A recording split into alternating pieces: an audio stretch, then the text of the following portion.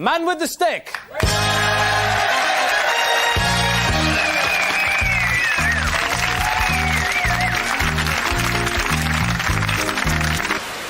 Hello to all you Doctor Who fans. I'm speaking to you from the set of The Two Doctors, and I just want to say I'm very sorry I can't be with you. I'm going to lash you to within an inch of your life. And then I'm going to have you. The nature of Monkey was irrepressible.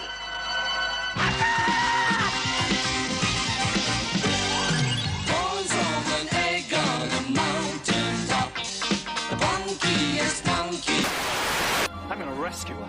I'm going to save Rose Tyler from the middle of the Dalek fleet, and then I'm going to save the Earth, and then, just to finish off, I'm going to wipe every last stinking Dalek out of the sky! But you have no weapons, no defenses, no plan! Yeah. And doesn't that scare you to death? Rose? Yes, Doctor? I'm coming to get you. Yes, indeed, ladies and gentlemen. Yes, indeed. Good evening, good morning. How are you doing? How was your weekend? I'm a bit freaked out. Don't mind telling you, ladies and gentlemen, I'm a bit freaked out. Feeling much better than I was yesterday. Oh, my God. I was not good. Well, actually, not last night, the night before. I was not good, right? I was not good. I've had a bit of a freaky time. I will relate the freakiness of the time I'm living in right now to you here, the humble viewer. Yes, even if you're not that humble, I'll tell you what's going on. I'll start you with the latest update first, right? Latest update was I literally, half an hour ago, got a phone call from my older son. And it's not a good call, right? It's not a call you hope to get. It's not that bad, but it's before they go into a combat situation, they call their loved ones, they call the parents, they call their wives, their fiancés, their girlfriends, whatever, and then they take the phones away for them for essentially security reasons. Right, and that was a call I just got. Right, I can't tell you where he is, although he wouldn't tell me where he is because he did for operational security. But I have no idea when I can be talking to him again. Right, obviously, if I'm going to be talking to him again, it's a freaky old time here in the Holy Land, baby. End of days, but yeah. I thought this end of days shit would be over when it didn't come. Right, when Jewish New Year didn't come. No end of days. Like, okay, well, on the upside, right? On the upside, at least I can get back to a vaguely normal. No. Maybe the end of days is now. I know. All I know is it's freaking crazy. Fine. So let me bring you up to speed about what's going on here, because there's a lot I want to cover tonight. I would like to get onto some geeky stuff as well, which is kind of the reason that I'm here anyway. I watched Loki today. Oh God, it was awful.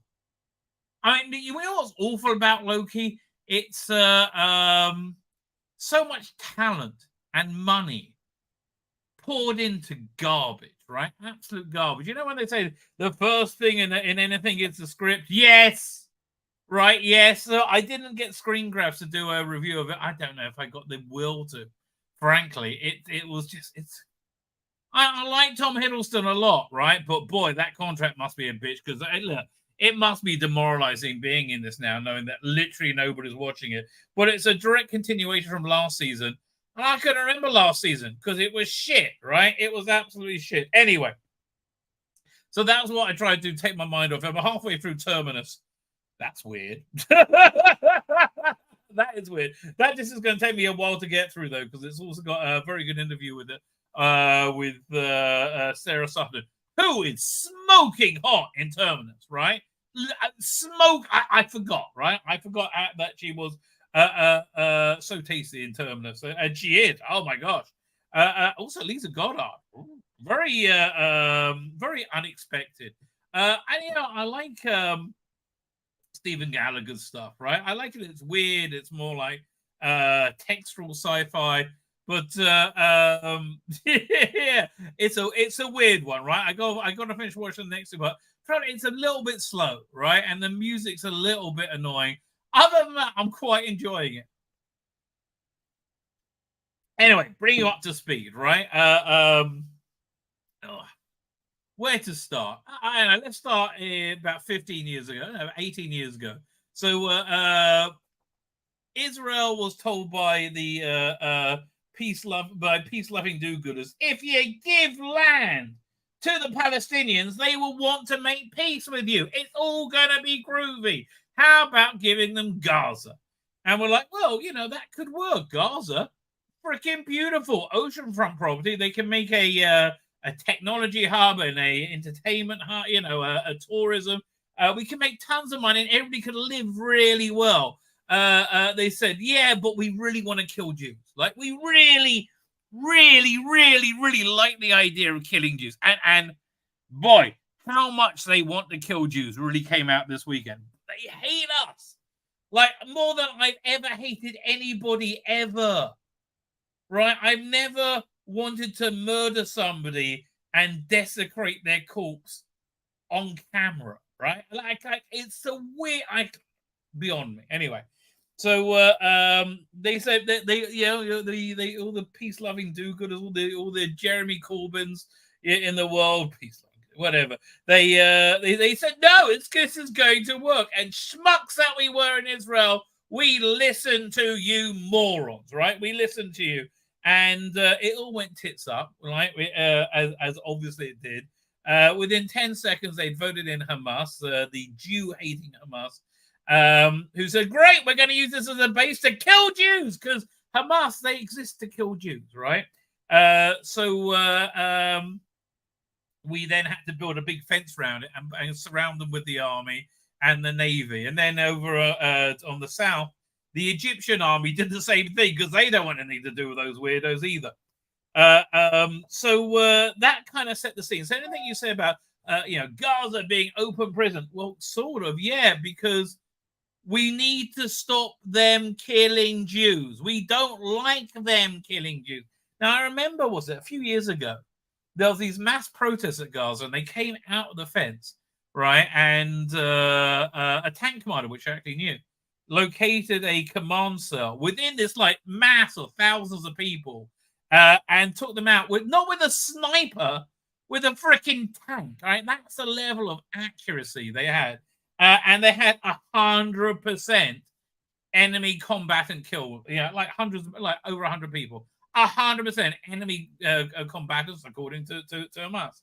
Right? So, and people are like, you inhuman monsters! How dare you! Oh, I'll tell you how dare you, because we saw over this weekend what would happen if they did get to Jews. And boy, it was worse than you could possibly imagine. Man, it was worse than you can imagine.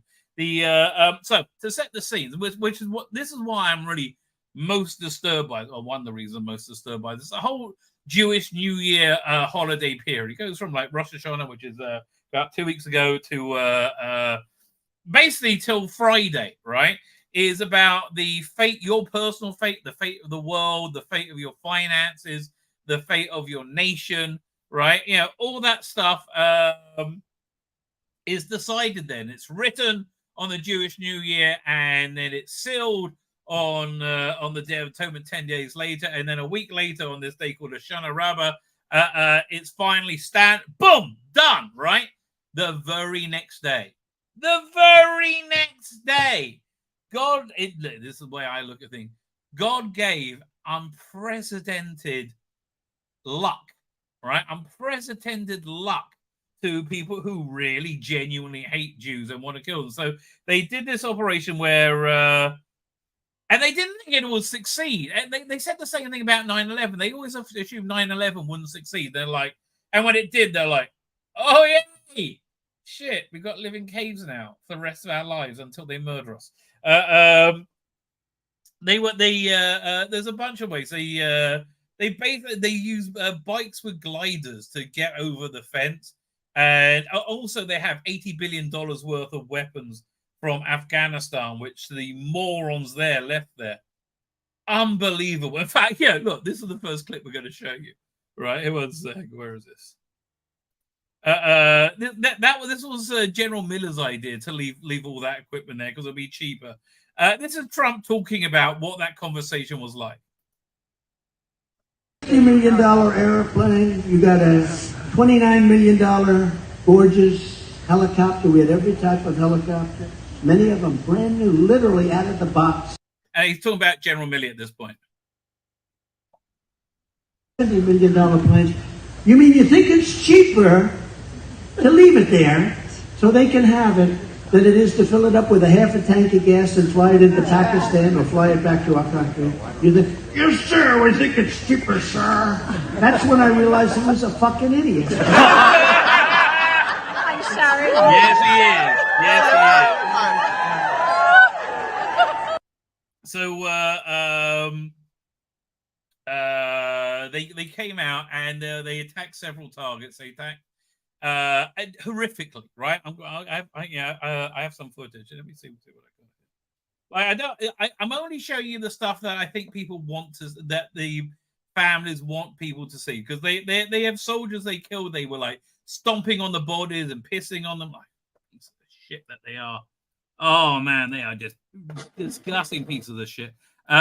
So they attacked a big hippie festival. Yo, these big brave boys, right? They attacked a hippie festival in the desert where people were dancing and getting high, and nobody was armed, right? Nobody was armed, and they went in and indiscriminately slaughtered at least 260 people, right? And they went to different towns, just shooting whoever they can. Yeah, so let me show you over here. And it's like, it's insane, right? It is insane. But like, okay, this is like where I live, right? This is like, these people are terrorists, right? They drove up, they had about eight of these trucks, and just shooting whoever they could see.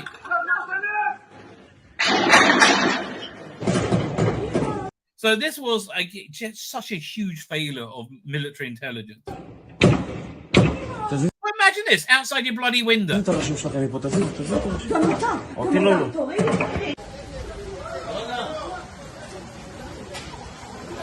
But like, listen, I don't know where Mel Gibson is on the whole anti-Semitism thing nowadays. I like his movies, right? I like his movies. Boy, I could really handle one of the what's the character he played in Lethal Weapon? Riggs, right? When he was like a mile away with that gun, like take out a bunch of people. That would have done the trick, but yeah, that's not real life, is it? But you see the parked cars there. They're like, again, they murdered old women, children.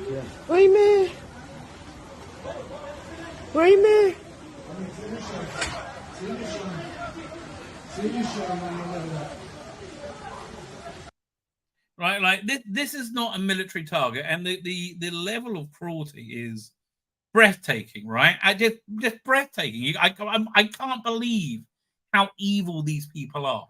There was a handicapped woman in bed, couldn't get out of bed with the Indian caregiver. They went into her room, right, into her house, into her room, killed her Indian caregiver, took her phone, right, took the grandmother's phone, and then filmed the body and put it on her Facebook for a family to see. I mean, like, that is some sick shit, right? That is some sick shit. But the shit got sicker, right? Got a lot sicker. Because then they started taking hostages.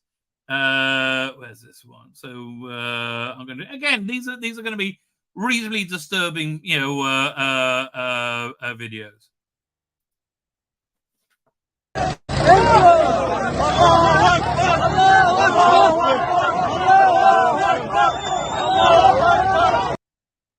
Like, what kind of animals are they? Right? It's like, and again, that's going to be so there's going to need to be a ground invasion, which like the Hamas is not going to exist after this, right?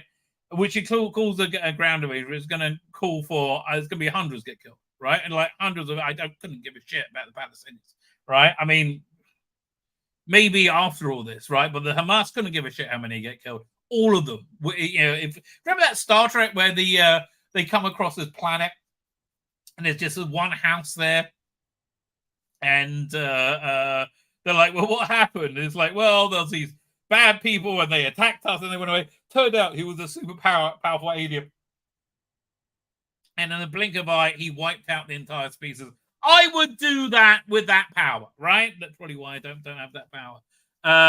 So over at the music festival, again, the families want this going viral. They want the people to be known. This woman's called Noah, right? And she's been kidnapped on a bike, and her boyfriend as well. It's like, The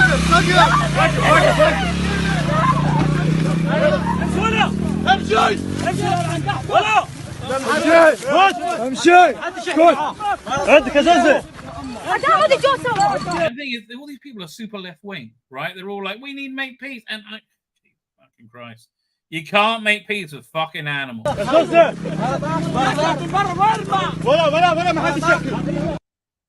mean, I guess it's somewhat chivalrous. They put her on a bike, right? I mean, yeah. Here's some more footage of that. There's another family that they terrorize and kidnap.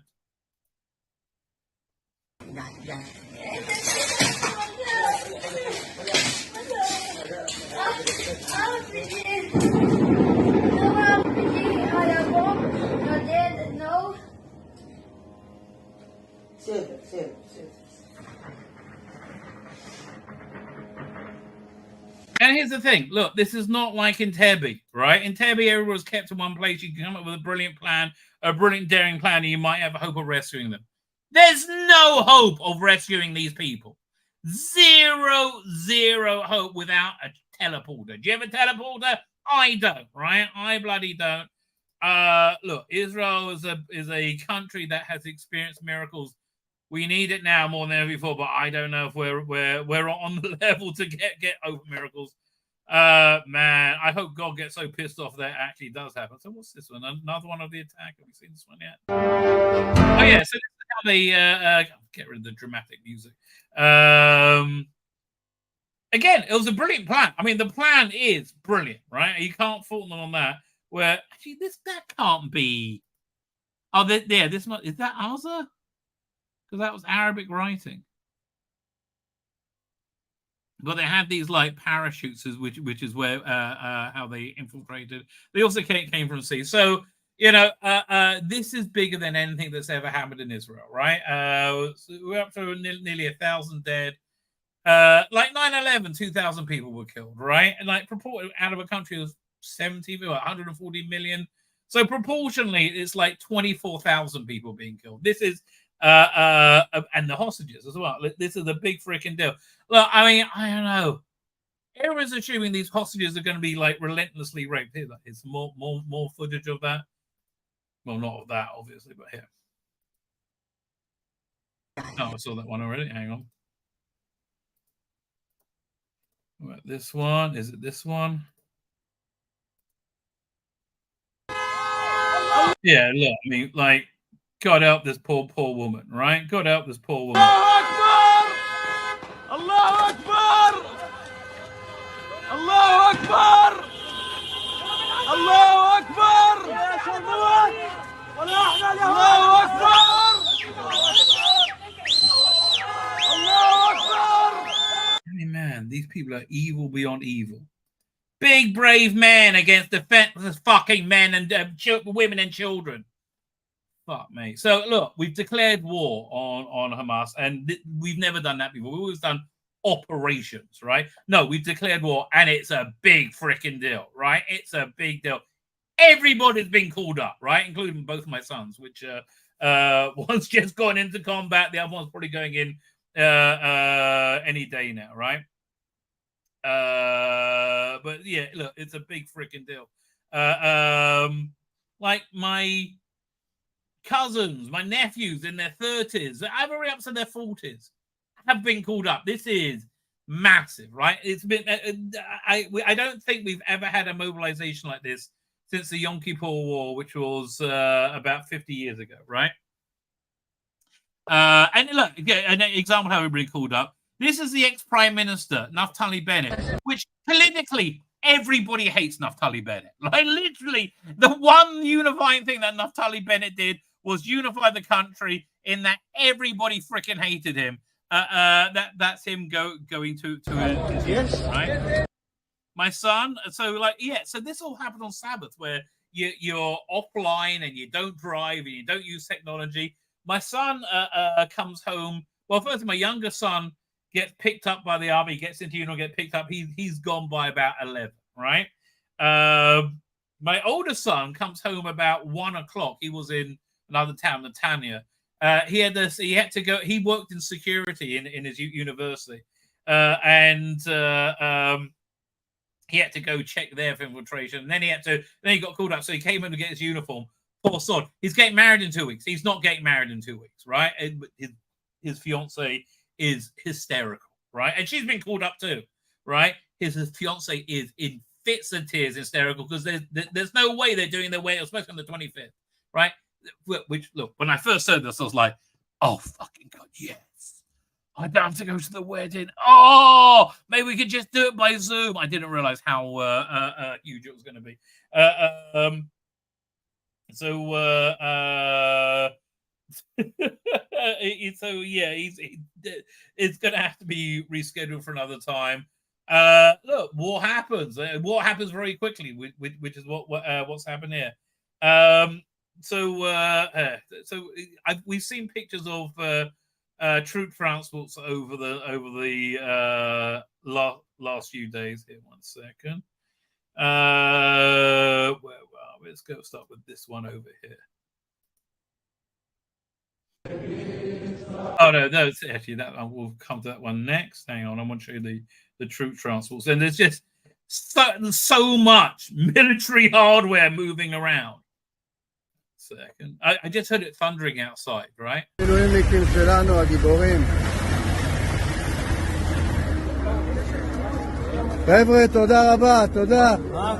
so all these look like regular army. My son came home, as I said, he got in his uniform.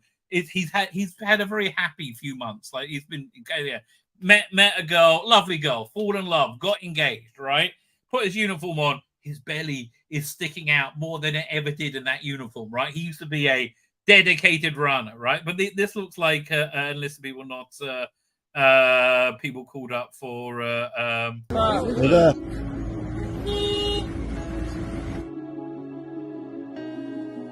הכל בסדר, הכל בסדר.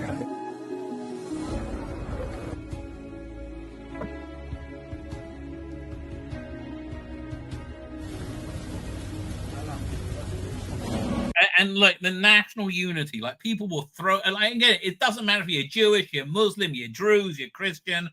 People are giving, like when they see these convoys, they throw water at them in a nice way, right? You know, like because they're going into hell, right? And I'm not happy that I mean, look, it's a good thing in it, like adds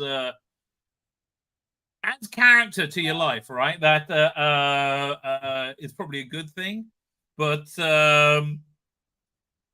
I don't know, like look, both my boys, I mean, are very, very, very sweet, right? They're very, very, very sweet. The older one is much more Machiavellian, so he doesn't show it so much. But like very moral people. I don't know if I'm going to see him again. I don't know if I'm going to see him. I don't know what condition they're going to be in if I do see him again. I don't know when I'm even going to speak to them again. Right? At least the older one. Although I know he's not in Gaza. I can't say what he is because I don't want to give away the operational secrets on YouTube. Right? But he's in a different location, and his operation may go for several months, right? He might be living in his tank for weeks on end.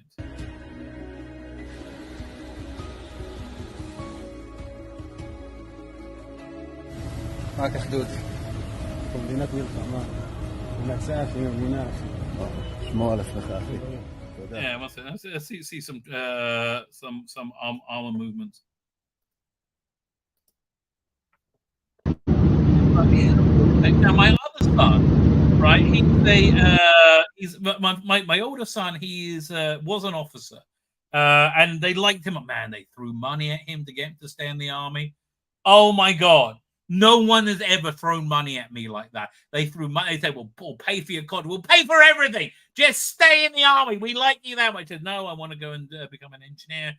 Off he went. And now, like, you know, he's back. And my younger son, who is in the same corps, he's also in the tank corps. Everybody knew my older son, so but he's got his own personality. But so my guess is he's not going to be in the first wave because he's a reservist now.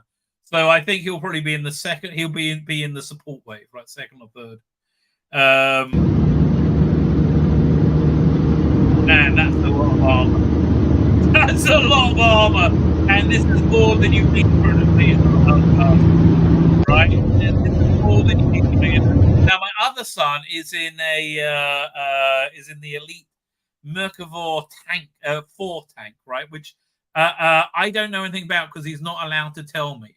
I think it's got like an iron dome built into it and all that. They deploy these tanks in very specific situations, right? When it's only like really, really bad. Yeah, so he's in the tank. You get the 3 positions. You have a gunner, you have a driver, and your loader, and you have a commander, right? So my older son was a gunner, very much his personality. My younger son is a loader, very much his personality, right? These why am I saying that? Right, so there we go. What else go to? So look, this is what it looks like when I'll show you 2 videos. This is what it looks like when the Israelis get ready for it. And like, man, what choice do we have? Like, what choice do we have? So there's first this. They're singing Hatikva, which is the national anthem.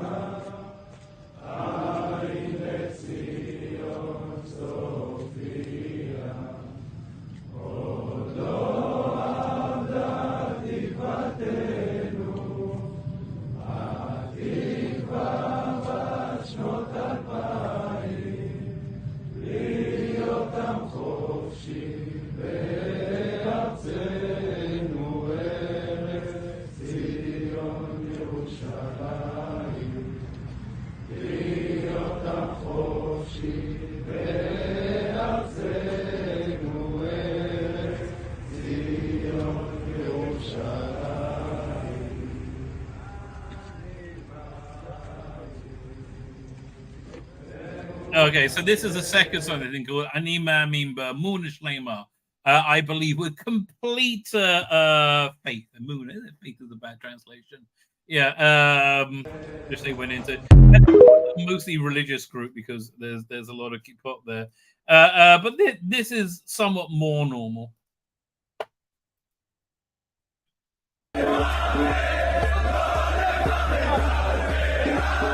Like my younger son, he was excited getting his boots on. By the way, my older one going into combat without his boots, apparently. Like, he couldn't find his boots and he just had somebody find them for him in his apartment where he lives in college. So my wife had to go get them. They sent them up to the front. He might be wearing his blunt stones in the tank. I have no idea. I was like, it's the army. They don't have another pair of boots for you.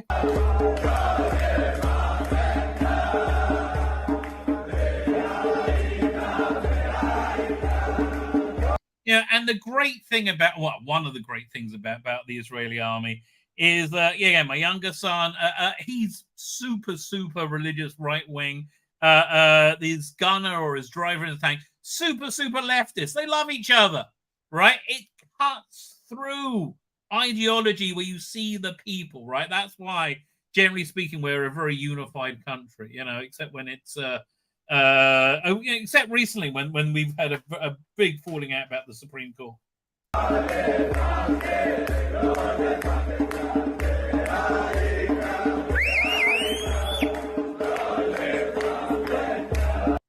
Okay, so the song they're singing is Kolam Kolo, the entire world, right? Gesher Samiod is a narrow bridge. But the most important thing, is Lola Facher. Do not be afraid. Lola Facher B'chlal. Do not be afraid at all. Right? Yeah, man. Look, and I sent. There's a special prayer that I said many times when you're going into dangerous situations. What else we have to look at? So I think this one actually sets it out really quite clearly. Shalom, everyone. So reporting to you guys after being deployed, I have to say that while driving here, I saw so many posts of civilians just waiting to shower deployed soldiers with love, with food, with water, everything they need. And this unity just gets us all emotional. The reason I was deployed is not to just defend the borders of Israel, but to defend our homes. Because as we saw in the Gaza Strip, when we were infiltrated, when the terrorists infiltrated, they went straight to the civilian homes and they slaughtered families. So it's not just about defending our borders, it's about... It's funny, I used to say that to people, like, what do you think if they get out that fence? What do you think they're going to do?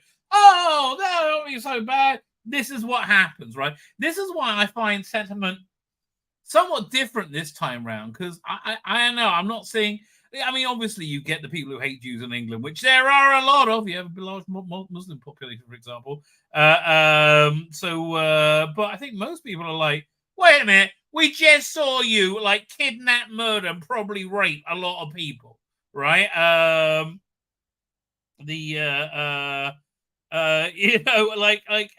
one really has any sympathy for them running around crying at all the buildings blowing up. Then it's going to get a lot worse, right?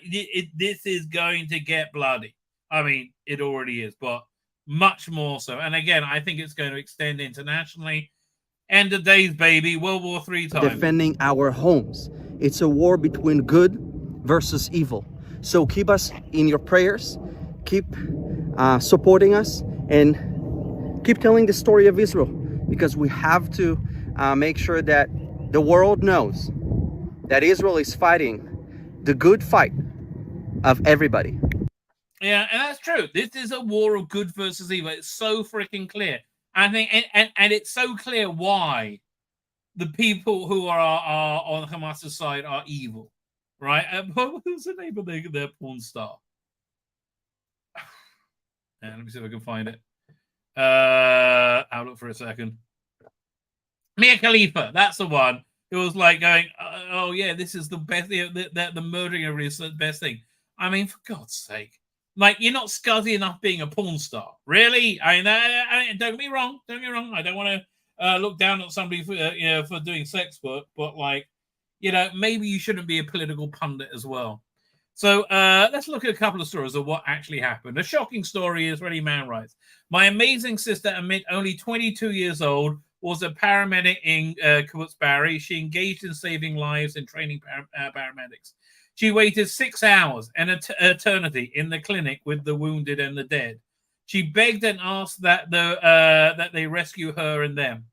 6 hours. There was like, this is such an insane failure for the Israeli army, right? For the Israeli intelligence.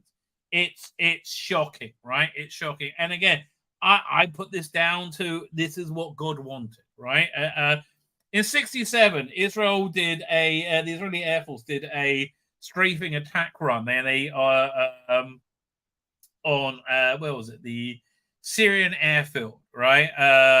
Where they had the was it Syrian Air Force? I think maybe Egyptian. I can't remember which was first. And they had the strategy was to blow up the runways and then take out the Air Force, which they did. Brilliant thing. But you never commit like 90% of your forces to that, right? Which is why they didn't think they would do it. And they survived, right? They did well. Why? Because I think that was the will of God, right? That was, I think this world is the glove and God is the hat, right? So I don't think anything happens without the will of God. But again, that's just me. I'm not trying to get you to believe in it. Anyway, so she waited 6 hours. Like we're hearing that the terrorists said, we couldn't believe there wasn't anybody waiting for us to kill us after we got over the fence. Then she sends a message. They are here. They are in the clinic. I don't think I will get out of this. I love you. Then after minutes, I feel like an eternity. She doesn't respond. I tried a desperate attempt. Call her. She answers me screaming that she has been shot in the legs, that they murdered everyone there, and she is the last one, and they are on her. I hear gunshot. The call disconnects. From 2:15, the contact was lost. Like, for what? Fucking animals. Like, fucking savages. And these people are there. fucking savages. I have no sympathy, right? And like, honestly, I would be carpet bombing every Palestinian city if it was me. You know, like, it's not like Israel lacks, you know, military dominance in the entire region, right? I like, if it was me, I would say, you know, we're going to, like, either every hostage is returned now, or we're nuking Damascus, and then we're nuking Tehran, and then when you, like, I would do that. But then again, that's why I'm not in command. Let's look at another. Yeah, okay. This entire family was murdered. Look at this. Tomer and Jonathan, children, Shahar, Abel, and Omer. 4-year-old. Fucking evil can do that. I couldn't do that. I've never hated anyone with this intensity. It's beyond insane, right? It really is generally beyond insane. What's over here? Some more. So yeah, these two bereaved parents lost their lives as they shielded their teenage sons from a hail of bullets. Hamas gunmen stormed into the home and shot them as they lay on top of their son to protect them. The young boy was shot in the abdomen and is currently in hospital and stable. He's lucky. So this hippie concert, right? Let me see if I can find footage of that. I really should have got footage of that. Hang on. And it was a huge hippie concert. Hang on. Because it was all over the interwebs. Fine. Now I'm scrolling. I'm seeing like pictures of Gaza being blown up.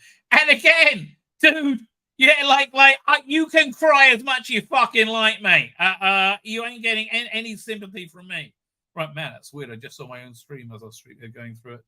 I wish I could remember the name of the concert. Right, yeah, and again, they raped and they murdered this woman there, and then they showed her body on social media. It's just the most disgusting, heinous, evil shit. And you have people like supporting this shit. If you support this shit, you are evil, right? There's no like, maybe there's no. If you support this shit, you are evil. Oh, here, this is so let me grab this. This shows you what it's like for the rest of the country as we get ready for war. And again, this is the first war in I think 52 years. We've had skirmishes, right? Yeah, but not actual war. Let's see, video as getting ready for war. But I want to find the footage of this concert. Where was that? Let me see. Wrong one. Hang on. What is it? Oh, okay. This is one of the people that was murdered probably about 10 minutes before they were murdered, right? So a friend of mine's neighbor was their son was there, right? The son was there. He said, I didn't know where my wallet was, didn't know where my phone was. I just ran, and thank God he got out alive. Right? Thank God he got out alive and he wasn't captured. And it's terrifying. Right? It's terrifying the amount of pain and suffering going on. Yeah, 1 second. Yeah, look, this is just like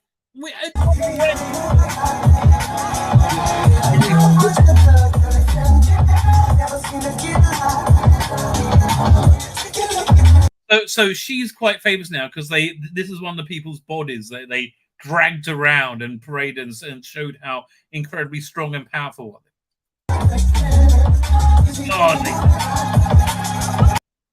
Oh. Anyway, so we have the two parents, Debbie Shahar, Toran Matthias, and Shlomo Matthias, were deceased at the scene by the time help arrived. The woman's father, Boston Mulcott Professor Elan Toran, said they were together in the secure room. They covered his body, and he was saved. Nevertheless, the bullet penetrated his abdomen, and he went into his abdomen. So that's from the Daily Mail. Oh, man. So, yeah, look, this is a big thing. But look, I mean, and this is happening all over Israel, with thousands and thousands and thousands of rockets, right? Why? Because we're Jews. Yeah, and forget all the other bullshit you heard. Forget occupation. We don't occupy other. We gave it to you, you cunts. We gave it to you so you would make peace with us. And you turned it into a fucking hellhole.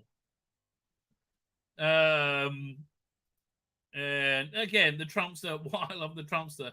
Can you believe that crooked Joe Biden gave $6 billion to the terrorist regime in Iran? Yeah, about a month ago. Moron. That money, this was from September 11th. Yeah, exactly. That money will be used for terrorism all over the Middle East and indeed the world. This incompetent fool is absolutely destroying America. Here, the audacity to announce this terrible deal today on 9/11.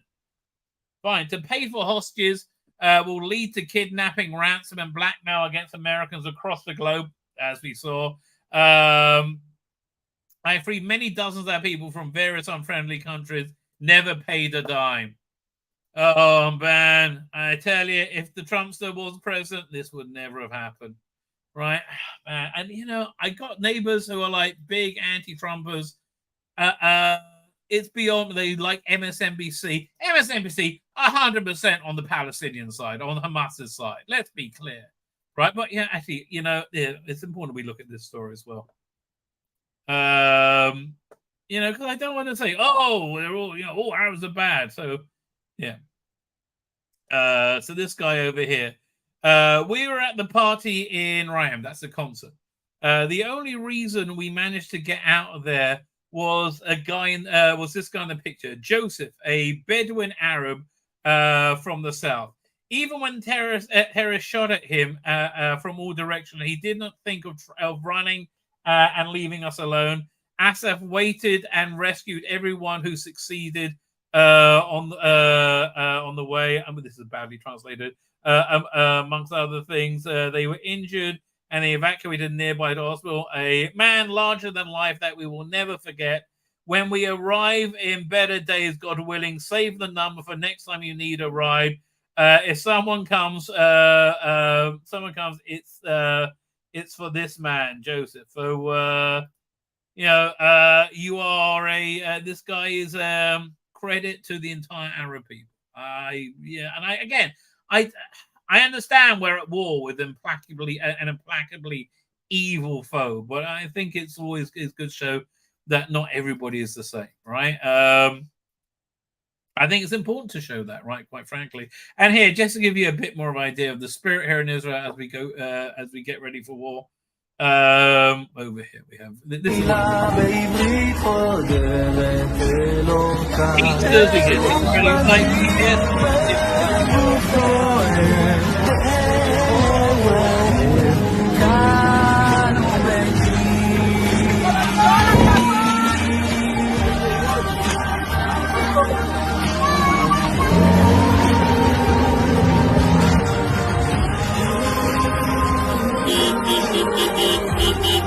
Of course, my son missed out on this because he was there first.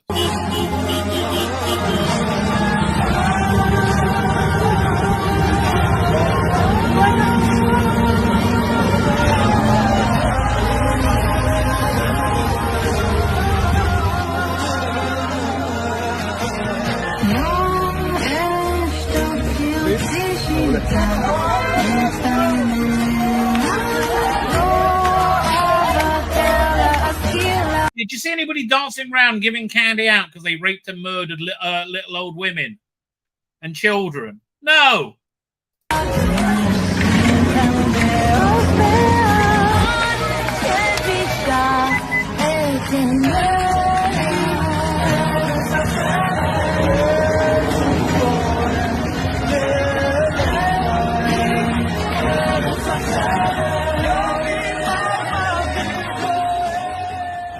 And the reason we love the army, right? We love the IDF is not because they're just our sons and our daughters, which they are, right? They literally, in my case, they absolutely are. It's because they are the thin line against us and these evil pieces of shit that hate us with an intensity that you can't even conceive. I can't conceive of.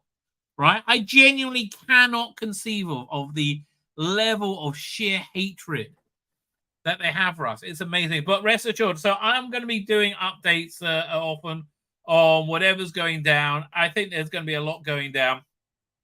Yeah, so let's see. 1 second. Where we're up to. A picture of my son here who just went into combat. Hang on, I think I do. Yeah, doink, doink. So this picture's a couple of years old. It's not like it's going to be. It's not going to compromise operational security. What one would like to hope, right? There you go. There's. I don't even know what rank he is.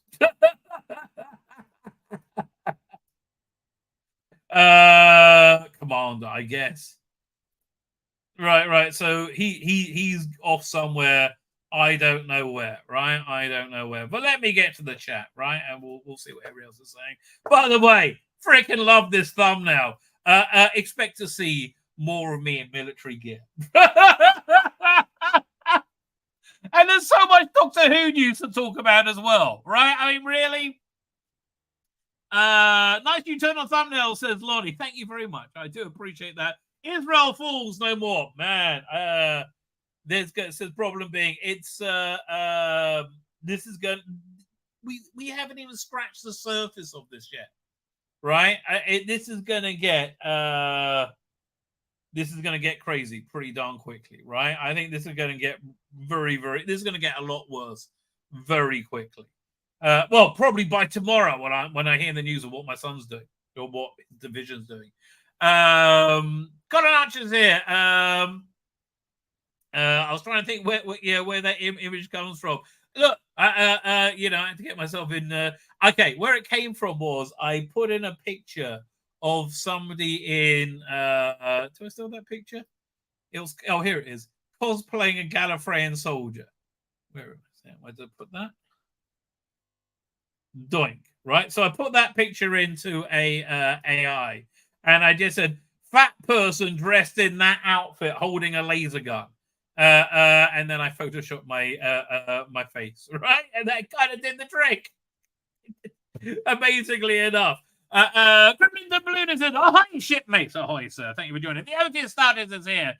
Hope you're doing okay, Rabbi. Well, look, honestly, for me, the best part is when I'm streaming, right? It adds a weird, filter through life. And I like talking, right? Talking is something that soothes me somewhat. Because, I do a lot of it.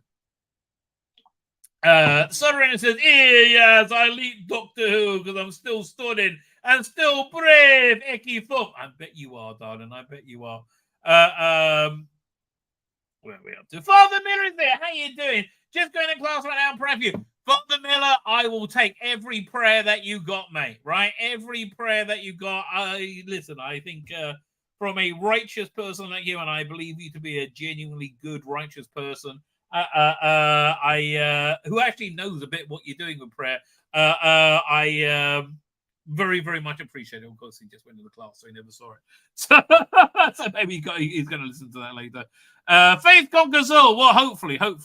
Cy Nix is here. How you doing? Andy Dwelly is here. Good to see you. Good to see you. Is that hand in your avatar from the Tomorrow People or just your hand? Right? By the way, why can Big Finish not get back the Tomorrow People audio license? Right? I don't understand that. They have a whole season recorded that they never released. I'm pretty surprised how much support you guys have in this country. Yeah, I imagine once when we get to Ground War and Arza, that's probably going to maybe go south, right? Where are we up to? Matthew Pounder is here doing Matthew Pounder. Last season there was already a season on Loki show. So yeah, I know. I forgot. They had previously on Loki at the beginning of it. I'm like, what the hell's this? I'm like, oh yeah. Look, who looked at that piece of shit and then, oh yeah, we need more of that. For God's sake. The reason I only watched that show is Tom Hiddleston. It's a shame this didn't have more stories after Terminus. Well, again, she looks smoking hot in Terminus, right? Mr. Jacqueline Hyde is here. Oh, you just said that. Paul Taylor, I've been getting all my Israel coverage on BBC and Sky News. I know people don't like the mainstream media, but they have correspondents on the ground, and the rabbi will tell us the accurate version. Well, that's what I like to. Don't believe anything pro Hamas. Don't believe it. Essentially, they are scum, right? They are scum beyond scum. Go on Twitter, use the hashtag Israel under attack. That's quite a good one right now. Edwin Bracken is here. How are you doing, Edward Bracken? Thank you for joining us. Where we are? So Paul Taylor, have I said to you? J&H wanted more Nither episodes because after she left her close, after she left her close in Terminator. Who's J&H? I don't know who J&H is. Okay, but yeah, listen. If I realized this was again, I always found Tegan the more spankable one. But tell you, Nissa always seemed a bit straight, but man, do you reckon she was into kinky stuff? Well, you'd like to hope so, right? You'd like to hope so. I watched the Simon Webb history debunk video about Gaza, which was quite interesting. It was actually even-handed. Listen, I don't want to pretend the life in Gaza is good for the Gazans. But for God's sake, that's what they made for themselves, right? If they just give up on the human right of being able to kill Jews, things will get a lot better for everyone. Again, prime freaking real estate, right? Prime freaking real estate, and they pissed it away. People say they don't have any money. They're giving hundreds of millions of dollars in aid, right? And I saw this. Was it Blinken? Some moron on one of the Sunday shows yesterday say, "Well, no, Hamas assured us that the money we're giving them isn't going to terrorism." Really? Well, tell me, where did you get your dumb cunt award from? Because let me tell you, it's not big enough, right? It's not big enough, Sonny Jim. Where are we up to? Edward Bracken said hello to you. Jonathan Cox, I think I said hello to you. I'll say say hello to you again. By the way, there's a pro-Israel march in London right now. Stay away from that, mate. You'll find yourself on the wrong end of a kicking. Social media now shows for what they really are. It really does. Well, thank God for Twitter as well, because I think Facebook would probably protect them in some way. I can intellectually understand, not agree with, just understand the anti-Israel state feeling. But what is their reason for the intense hatred of the Jewish faith? It's that we are infidels in their land. Right? Well, firstly, they don't like Jews to start with, but they are honestly, up until Zionism, which was the 1870s, Jews got on better with Arabs than they did with Christians, right? It was when we had a stated desire to return to our homeland. That's when that's when the anti-Jewish thing really started. So here's the important thing to understand with anti-Semitism. It's that anti-Semitism always attacks the most what's the word? The most the primary, right? The primary source of Jewish identity. So an anti-Semite like in the 1900 would hate Jews, hate the Jewish religion. Now they hate Israel, right? And they say the same things about Israel. But it's everything. I'm telling you, it sounds crazy, but I think you can see it a little bit more. If you look at how they treated Trump, is how they've always treated Israel, right? The media, they everything they say has been a lie, right? There is absolutely no fascist oppression of the Palestinian people, right? Of Palestinians in general. Like before we like right now in this operation, before we target places, we tell people to get out of the way. Leave these areas, right? Like no other army does that. There's no place in the Middle East that Arabs have rights like they do in Israel. If you're gay and an Arab, the only place you can live openly is Israel, right? When's the last gay pride march you had in Tehran? Yeah, everything you hear is a lie. I mean, and I know it sounds ridiculous. But again, I think we see that now, and we see that now with other things, like the mask come off. That's why I saw like how much they lied about Trump initially, right? It's like we just see like everything they lie. They dehumanize people. They kill something that someone else did. about 100 years ago. Well, you know, bad people normally did that. Let me keep going through it. John the White is Aiden John. I pray for your sons having to walk into the fire sphere. They do what must be done. Look, it's a good man goes to war, baby. I'm thank you with Stephen Moffat. I pray your whole family makes it out safe and in one piece. I tell you, my son's fiance is hysterical right now. And again, she's an active duty. I get. Look, we all assumed that as of yesterday or the day before, that the wedding wasn't going to go off when it was. And I tell you, by was it not last night before, like on Saturday night, I got so freaking sick. I mean, I was like shaking uncontrollably, and it was just pure stress. I'm still like, you know, reasonably under the weather from it. I didn't sleep that night. I tell you, one of my biggest fears, right, is like the only place I really go to is synagogue, right? I don't go anywhere else. Now I don't go to the movies anymore because there's nothing on to see. I really only go to synagogue. One of my biggest fears is walking back from synagogue and seeing like an army or a police car outside my house, because that means they're there to inform me something bad has happened, right? And again, that's my the terror that I live with now, and I'm going to live with until this is over. And this is not going to be over quickly. And again, however bad I'm feeling, I can't even imagine what it's like for these poor parents, right? The poor parents of the kidnapped people who are, again, just inhuman savages. By the way, there is a film of a bunch of kids in like animal cages, and I'm not sure if that's real or fake, right? God, I hope it's fake. Right, I hope so. And like honestly, for the women that were taken, I'm hoping that they want to demonstrate to the world how not terrible they are by treating them well. Right? It's a very, very thin hope. Right? It's a very thin hope. I just hope that's what it is. Right? Second, I didn't play this.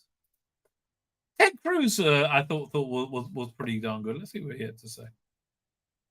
At war, the attack that has unfolded in the last 24 hours is the worst attack on Israel in over 50 years. We've seen over 300 Israelis murdered. We've seen over that's up to about 800 now. 1,500 Israelis wounded.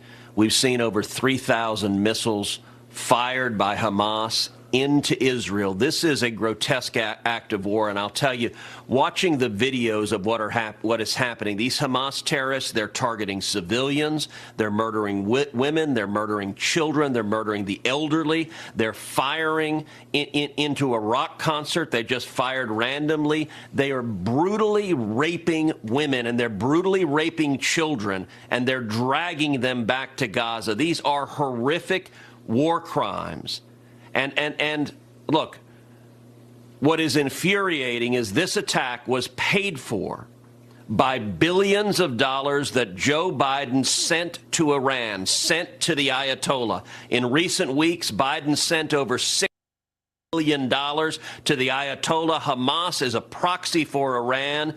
And in the last 2 years, Biden has allowed the Ayatollah to make over $40 billion. Not only that, the Biden administration sent millions of dollars directly into Gaza. They knew that the money going into Gaza would fund Hamas in acts of terrorism. They actually got a waiver from U.S. anti-terrorism laws to send that money into Gaza. I led a group of senators calling on the administration to stop sending money to these terrorists. Well, the terrorists that Joe Biden is funding, they're the ones right now murdering Israelis, raping Israelis, targeting children. This is grotesque. And I got to say tonight, Brian, it is important that the people of Israel understand America stands with you.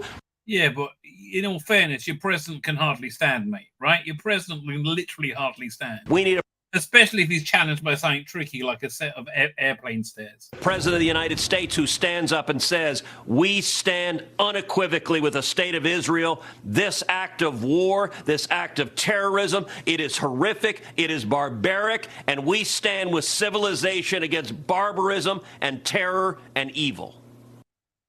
I wish you were president, mate. Honestly, I wish anybody else was president. Frankly, Paul Rabin points out where the blood is. Yeah, on that clip, I didn't really want to point it out, but man, fucking savages. They are savages. Fills you rage the fact that young people your age, are being taken away. It's horrific, right? It's horrific. Okay. I've been saying the end of days are coming. I thought it was over. I was saying the end of days are coming. This is worse than my worst case scenario imaginings, right? This is really genuinely worse.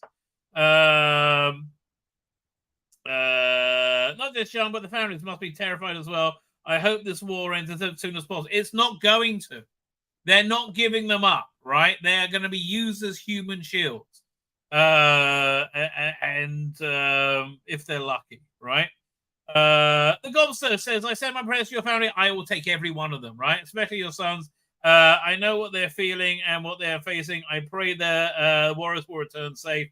Look, I mean, these aren't the first people who were kids called on to go to war, right? But my younger son, I'm telling you, and also my older son, but my younger son, if you ever seen the movie 1917, it's about one soldier who has to go on one mission to take a message, right, against all odds to stop an attack, right? That's my younger son. My younger son would not stop under any circumstance or anything. Amaru says, Shalom. Shalom to you, Amaru. If hopefully I'm pronouncing your name correctly. I hope I respect the country. Help Israel on this. We're not holding our breath. We're not holding our breath. Thunder is a welcome sound. I've seen Raiders. Hopefully it's thunder. I don't know. It might be Iron Dome going off. My daughter right now, she's working at she just got a new job, finished her training, that she worked at a security pass border thing, right? They because everybody's been called up. They wanted to work 24/7, right? They wanted to work all the time. But I'm pretty. We haven't had many missiles where we are. In fact, we haven't had any missiles where we are because we're right next to a Zun, which is a town, which is a hotbed of Hamas. So if we do get missiles, it's a stray one, right? Hamas have been on TV defending their mass murder, says Amaru, and evading what they did to those young people and parading dead bodies of the women. Yeah, it's just, again, the evil, the cruelty, the hatred. It's like it's the same as the Germans, right? The Nazis. It's the same as the Germans.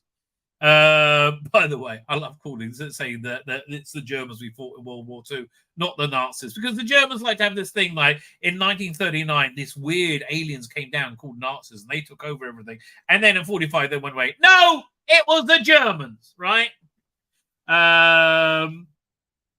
Bless you, I can be proud of them. I'm very, very proud of them. Let's see. No matter what happens when they do come back, then we change and they will need time to recover. Exactly.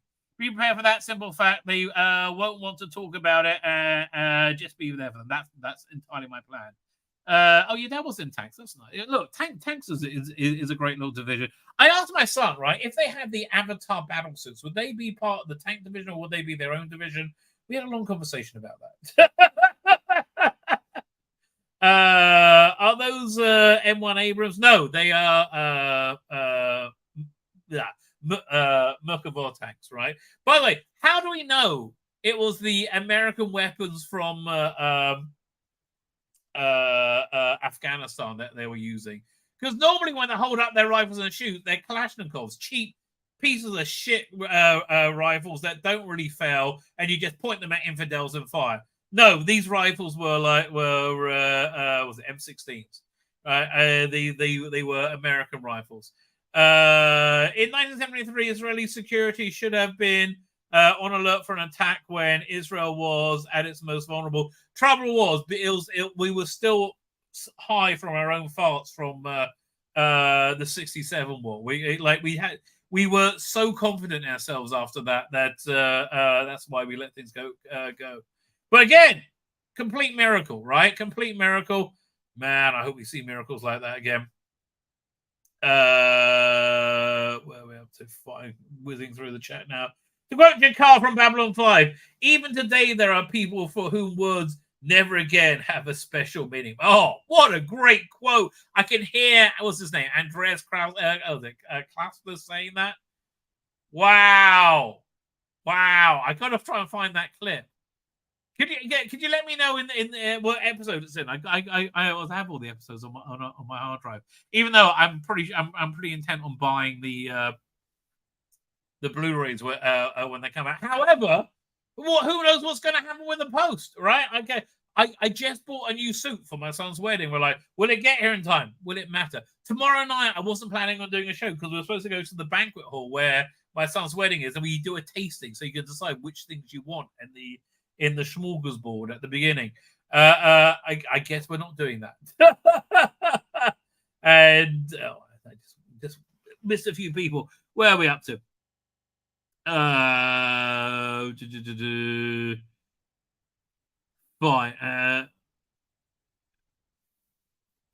Okay, doink. That's where that was up to. Story said hello to 6 Day War was the perfect example of intelligence used properly. Absolutely. Catherine Thee is there. How are you doing, Catherine Thee? Thank you for joining us. Where we go? Matthew Parris, hello to you. Cyber Leader Addy, how are you doing, ma'am?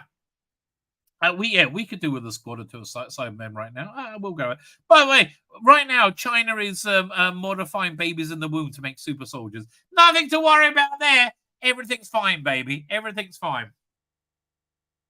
Matthew, Catherine says, I'm Labour and pro-Israeli. Well, keep that to yourself. Although I say, Keir Starmer actually came out and said something pro-Israeli, which somewhat amazed me, quite frankly. Where was it? I mean, I don't really trust it. But yeah, I will take saying the right empty words, right? I will totally take, here was it. Doink. There we go. We share that. Share screen. I utterly condemn the ongoing attacks in Israel and our citizens. There is no justification for this act of terror which are being perpetrated against those who seek to undermine any chance of future peace in the region. Israel has a right to defend itself, and that's what's going to be used to remove him from leadership. Man, I have to tell you, I would love there to be a strong Labour that I could support, right? I really wish there was one. Man, I'm not a fan of the Tories right now. Let me tell you. Even though has Rishi Sunak said anything, or is he like hiding till his till everything's been workshopped, right? Till he knows what to say. I'm not religious as Scotland. I don't like the fact that I feel this way, but there are times I hope hell exists. Well, we'll find out. Why don't these Free Palestine mob protest the attack on Jordan? Oh, because that wasn't involving Jews. That was a Palestinian land, wasn't it? I don't see them do it yet because they know nothing. They're pig shit ignorant and filled with nonsense that they've lived with all their lives. Mike Freeman is here. How you doing, Mike Freeman? Thank you for joining. I was in Israel on Tisha B'Av when they gave Gush Katif back to them. That's just when I arrived, right? That's just when I arrived in it. So sad thinking that this was I think this was the we have gotten as a result. Yeah. Nothing, absolutely nothing. No, we got. I wish we got nothing from it. That we got this nightmare is way worse, right? Absolutely way worse. PM Rabin agreed to give Yasser Arafat everything except the Golan Heights for good security reasons. Well, it's more for politics. Arafat was treacherous. He tried to conquer Jordan and was a major part of causing the Lebanon war. There was a story that Yasser Arafat once went to a fortune teller. He says, when are you going? He asked, when am I going to die? They said, you're going to die on a Jewish holiday. And he says, really, which one? He says, whichever one you die is going to be a Jewish holiday, baby.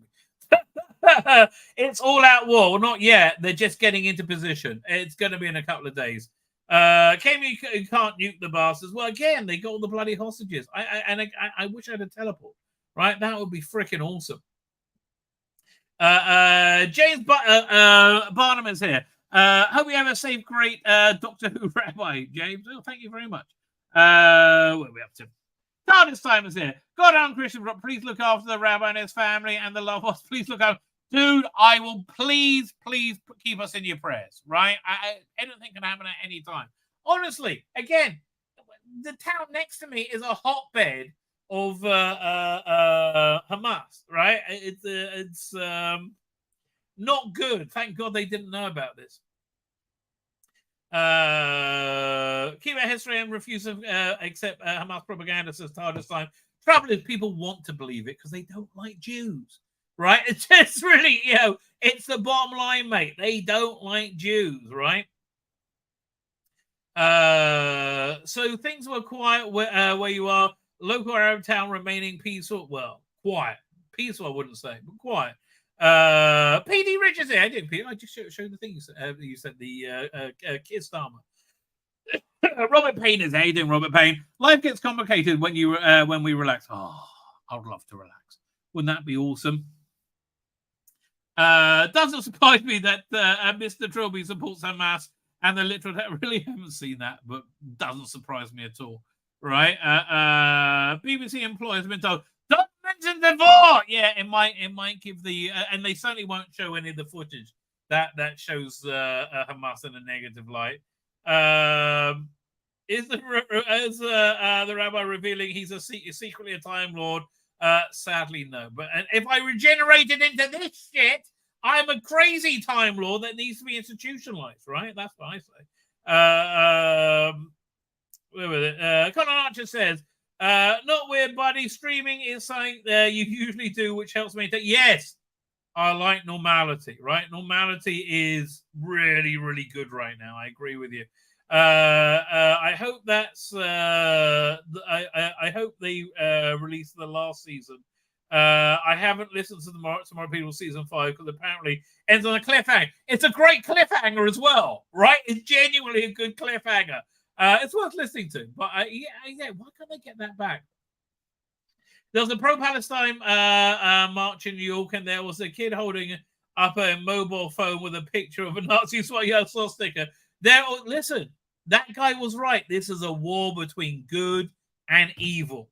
Evil people will support Hamas, right? And yeah, have you noticed Gary Lineker hasn't been so verbal? Little cunt that he is.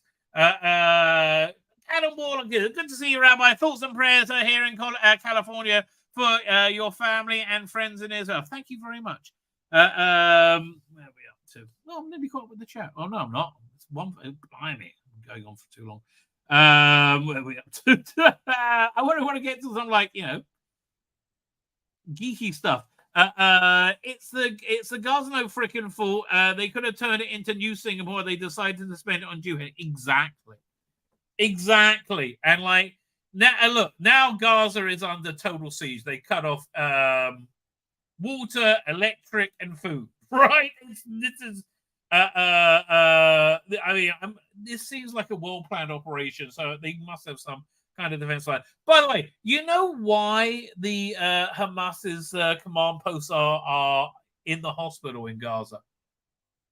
It's because Israel built that hospital and they built bomb shelters in it. The only thing with bomb shelters in it to protect the Gazans, right? The Arab Gazans from Egyptian missiles, right? Because we kind of egalitarian here. There's a Jewish restaurant that got smashed last night. Yeah, Gold's Green. I saw that. There's going to be a lot more, right? I don't think Jews are not safe anywhere right now.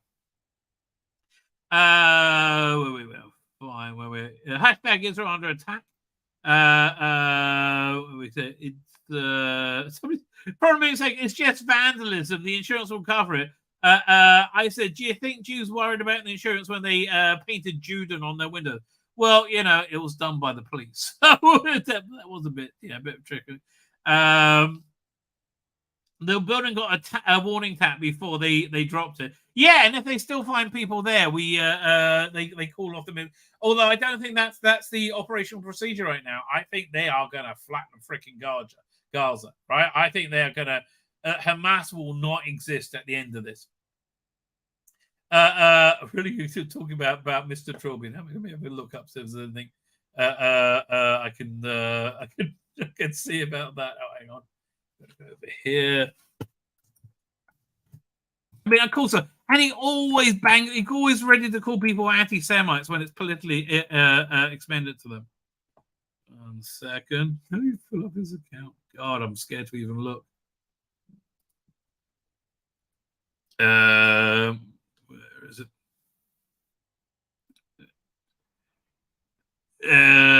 Daily Mail's reporting this. 1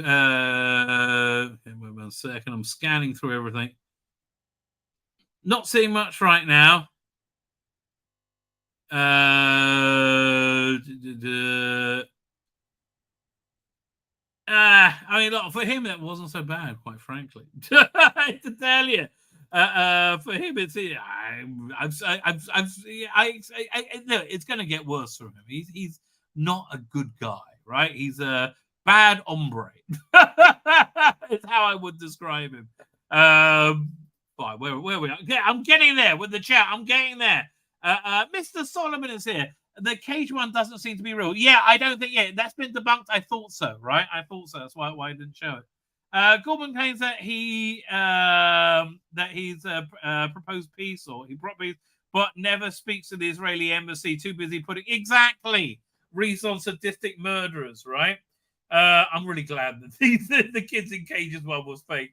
I know exactly how you feel. I thought we in and around Europe were all going to get out in a big white flash in February 2022. Scared the shit out of me. Well, you know, Putin keeps threatening to use nuclear weapons, but like honestly, it's like was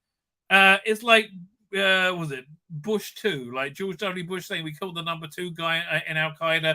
How many times can you kill the number 2 guy? Right? I mean, as it turned out, the way they killed Osama bin Laden, if you saw the movie, what's the name? Zero. I can't remember the name of the movie. They killed him with boredom, right? It was such a boring movie. Oh my God. What was that? Zero Dark? I can't remember. I really can't remember. CJ Watts is there. How you doing, CJ Watts? There'll be lots of weapons coming out of Afghanistan. $80 billion worth. I mean, that's quite a lot, right? I think that's going to fill up more than your living room. At least Israel's proved 100% right in all its convictions. What does that matter? Trump's been proved right 1 billion times over. Do the crazies agree to that? No, because they're freaking crazy, mate. Philip Bogart is here. Those people murdered was innocent. It's a shame. The only people, the only help Palestine got are terrorists. I mean, the people they voted for, to be in power. Right? I am sorry. Right? Hundreds of millions of dollars given them every year. No new schools. No new hospitals built. Right? It's. I think that's one of the most telling statistics. Paul Taylor is here, waiting for a definitive statement from Justin Bieber and Dylan Mulvaney. Well, you know, they are the minds of the generation, right? Can Labour even correctly define a woman yet, says Mr. Jekyll and Hyde? Probably not. Probably not. Although, you know, apparently the UN has said that trans lesbians are lesbians. Yeah, they're really not. Listen. By the way, today is International Lesbian Day, and quite frankly, if I saw a penis anywhere near lesbian porn, that would not make me want be happy with that purchase, right? I would ask for my money back.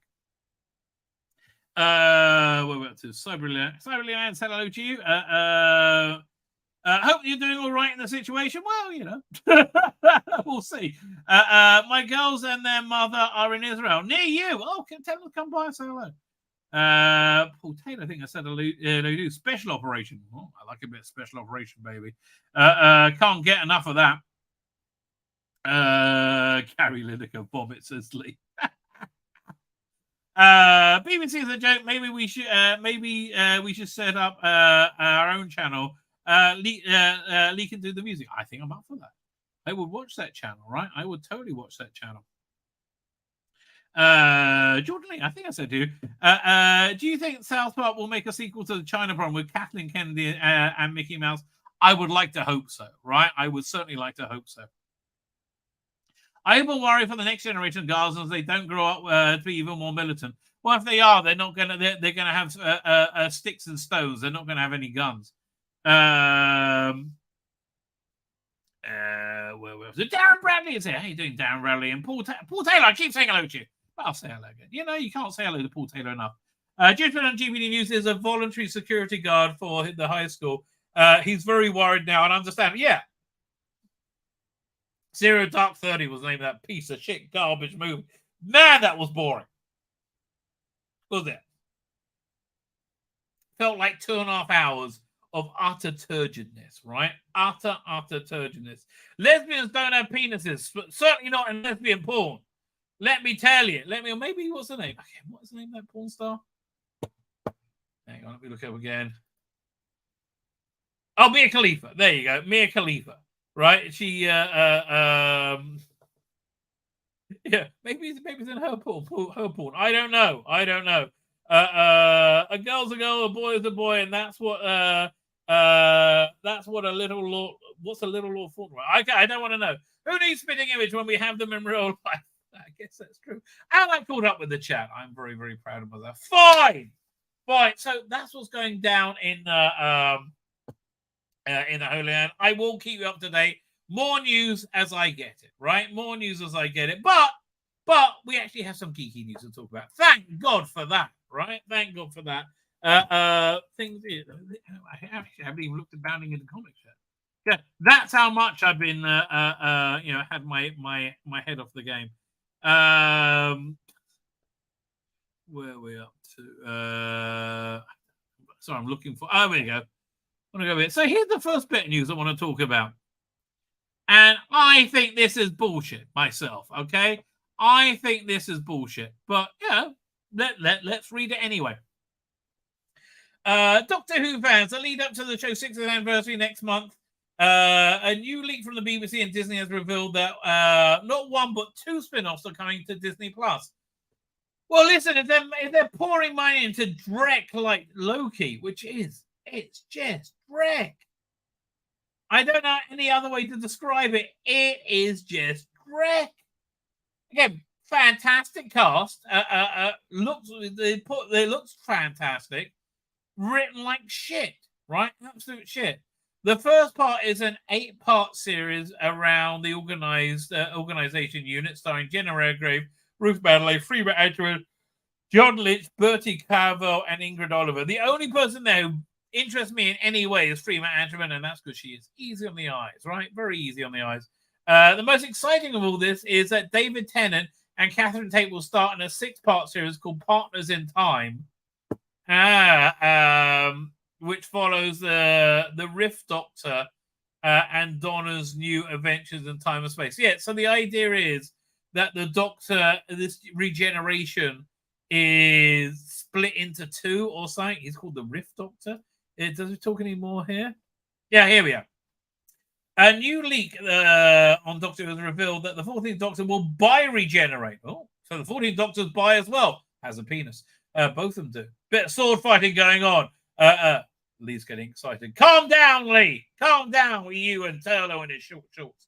In the 60th anniversary climax. Look, I just put climax as well. This is pure filth, baby. And I'm enjoying it. Meaning the 14th and 15th Doctors will coexist and become separate bodies. Well, I do think something funky is going on, obviously, because it's close regenerated, right? Which, I understand, right? Patrick Troughton to John Pertwee. William Hartnell to Patrick Troughton. Yeah, his close regenerated, but that was just a production error, right? I understand that, what was it, from Tom Baker to Peter Davison, his boots changed to trainers, like plimsolls. I get that, but, like, generally speaking, that was just a production error. Sylvester McCoy running around in Colin Baker's way too big coat. Man, Colin Baker was not happy on that Blu-ray release of season 24 when he saw Sylvester McCoy in his costume. Like, he's like, oh, he's got my little teddy bear buttons. I'm sorry, mate. So he's going to bi-regenerate in the 60th anniversary climax. Meaning the 14th and 15th Doctors will coexist in separate bodies. Leak claims the 14th Doctor will stay in the current TARDIS, and the 15th Doctor will fly off in their own TARDIS. I mean, I guess it's possible, right? I guess it's.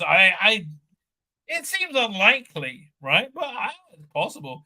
If this were true, I would confirm it would confirm old rumors where so they were looking at a soft reboot of the franchise that would publish so that I publish a new one could get hooked on the series.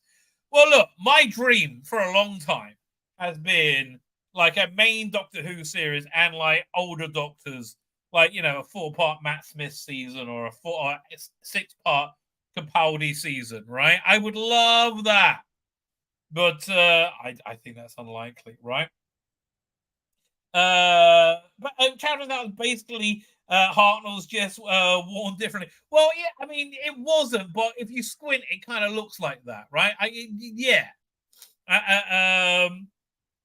Well, they kind of gloss over that pretty quickly. Yeah, I don't know. I don't think this rumor sounds believable. But here, let's have a look at the you know, the leaks. You go over here, doink. So this is the I'm not sure where this came from. Reddit, maybe. The leaks for what's going on. This is the Christmas special. I don't know because I haven't read this yet. So let's go through it together and see what they have to say. Right. We're up to doink. Fine. So this I heard. So this may be ripped off from a previous rumor, or might be a confirmation of the rumor. The episode called "The Church on Ruby Road," which is the Christmas episode, the story begins on Christmas Eve with a woman leaving behind a newborn baby named Ruby on the steps of the church. Ruby's adopted and raised by Carla. Carla, I think, is Anita Dobson, right?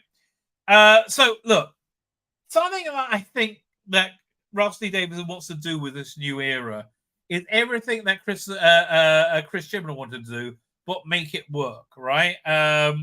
So he wanted to like really bring in people adopted because he was adopted. He wanted to make adopted people feel like they were part of the Doctor Who universe or something. I don't know. So maybe he's doing that. Many years later, the Doctor, a time traveler, arrives in the area and takes interest in Ruby's situation. In a television interview, Ruby discusses her life and the changes she's faced, expressing a desire to find her birth parents. During the interview, a strange coincidence happens. The Doctor unexpectedly appears. Ruby visits her mother, Carla, and announces they are fostering a baby girl, Lulubelle, born on Christmas Eve like Ruby. Okay. So hopefully this isn't true because it sounds dull as bloody ditchwater to me. Fine. Where are we up to? The also doesn't sound that Christmassy. Ruby experiences a series of accidents. Goblins appear, kidnapping Lulubelle due to the coincidences surrounding her. The Doctor and Ruby work together to rescue Lulubelle and from the goblins on their ship. They succumb and they return to Ruby's. They succeed. Sorry, not they succumb. They succeed and they return to Ruby's flat, where the Doctor meets Cherry, Ruby's foster grandmother. The Doctor and Ruby discuss the goblins and accidents. In a surprise twist, the Doctor reveals that Ruby is Carla's daughter. What? Okay, Ruby is Carla's daughter, but time has been altered, causing the confusion and erasing Ruby's existence. After a confrontation, well, you could have the Weeping Angels do that, I guess. After a confrontation with the mysterious forces, the Doctor and Ruby are reunited. So Ruby is Carla's daughter. Who's Carla? Okay, so she's really Carla's. I'm not following any of this. Doctor and Ruby are after a conversation with the mysterious forces, the Doctor and Ruby are reunited. The Doctor's TARDIS disappears, leaving Carla and the other surprise at the end. Also, the person they say is coming back from 2005 is Davina McCall, playing herself this time, and not an android. Also has on spoiler sort of 60th. Look, none of that really is comprehensible to me. It doesn't sound very good, frankly. It doesn't sound very good, right? Fine. So let's see what they've got to say about the 60th. The Doctor has to give Donna her memories back to stop Meep from destroying London. Donna dies, but doesn't because her daughter inherited half the meta crisis power and a penis. Right, that meta crisis power also gave her beautiful little girl a dick. Incredible, right? Although chicks with dicks, normal thing in 2023. There are two Doctors by the end of the giggle, because the Doctor is bi-regenerated, which it was supposed to be a myth according to 14. The second special, While Blue Yonder, happens because at the end of the special one, Donna spills coffee onto the TARDIS console, causing it to malfunction. That I believe. Finally, they come up with something that's credible. That I actually believe, right? Yeah, that even though, like, I don't believe it because the rest of this stuff isn't very credible. That stuff I believe, right? Why? Now I've lost my place. Where are we up to? Okay, so she spills coffee, so they end up in the wibbly wobbly world. That sounds very Rusty Davis. On the coffee, because of malfunction. Rose Tyler doesn't show up in anything other than a previously 15 years ago segment at the start of the first special. The meat didn't crash. The meat didn't crash. It was on purpose. Oh, so you think it was on purpose? Right. Use a comma, whoever you are. Rose is non-binary and uses she/they pronouns. Well, again, chick with a dick, baby. Quite understandable. The reason she is kind of because the reason she is kind of is because the Doctor and Donna, the Doctor as the Doctor is always he, she, or depending on regeneration. Rose gets annoyed at the Doctor for assuming that Meep is a he. Again, I kind of believe that could happen. Okay. The toy maker says he has played a game. He has played one game with the previous Doctor. The second Doctor, the second with the 14th. Now he must play with the next Doctor. The 14th regenerates. He hasn't. What is this about? 14 regenerates. He finds he hasn't changed, but there is a 15th Doctor next to him. This is where the what the hell is going on here is said. Okay, well that sounds credible, but again, I'm not really buying much of this. What the hell is going on here? Although he sounds much more Scottish than the latest stuff I heard from him. What are we up to? Later, both in unison say, "I challenge you to a game," and the toy maker is annoyed. That's cheating. There are two of you. Okay, that sounds reasonably reasonable. The 14th Doctor says, but according to the rules, you can't say no.